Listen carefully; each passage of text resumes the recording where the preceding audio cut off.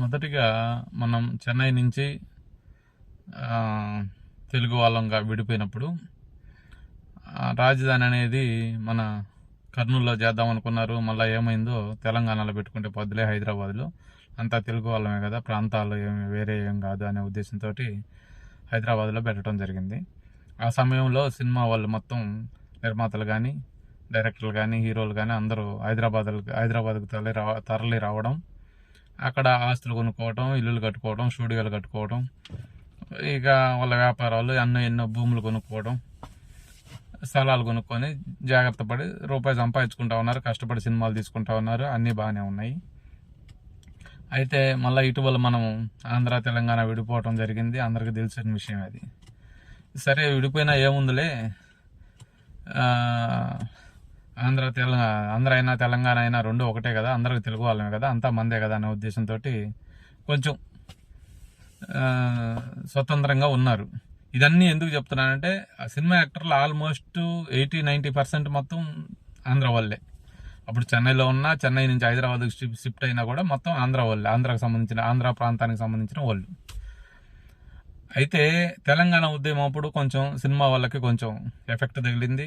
Effect అంటే కొంచెం వాళ్ళ మీద మాట్లాడడం జరిగింది తెలంగాణ ఉద్యమంలో, ఆ ఉద్యమకారుల సమయంలో, తెలంగాణ సాధించుకునే విషయంలో. ఆ తర్వాత కేసీఆర్ గారు వచ్చారు. కొద్ది రోజులు ఏదో కొంచెం హడావుడి, డ్రగ్స్ గిక్స్ అని చెప్పి హడావుడి చేశారు. తర్వాత ఇట్లా కాదులే, బాగుంటేనే వాళ్ళతో బాగుండాలి, వ్యాపారాలన్నీ ఉన్నాయి కాబట్టి అనే ఉద్దేశంతో ఆయన కమ్గా అయిపోయాడు.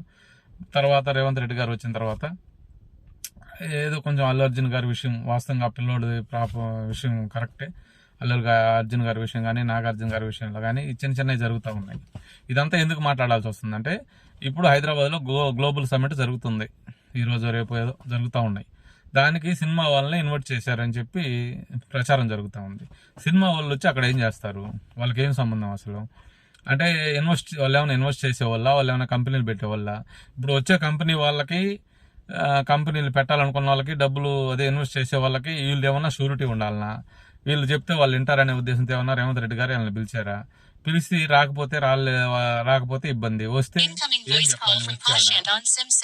ఇవి ఉన్నాయి వాళ్ళకి సమస్య. ఇప్పుడు ఏం చేస్తారు వాళ్ళు, నాకు అర్థం కావట్లా.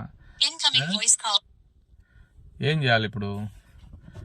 వాళ్ళ పరిస్థితి అటు ఇటు కాకుండా అయిపోయింది. సినిమా వాళ్ళకి బాగా ఇబ్బంది అవుతుందని నా అభిప్రాయం.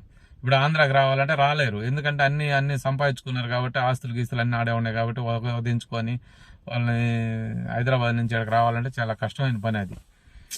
ముందే కర్నూలులో రాజధాని కానీ ఉంటే ఎట్టొచ్చేదో. వాళ్ళు ఎక్కడ స్థిరపడిపోయే వాళ్ళు ఏమో, కడప, కర్నూలు ఈ ఏరియాలో, విజయవాడ ఈ ఏరియాలో స్థిరపడిపోయి ఉండేవాళ్ళు. అది ఏదైనా ఒక రకంగా ఉండేది.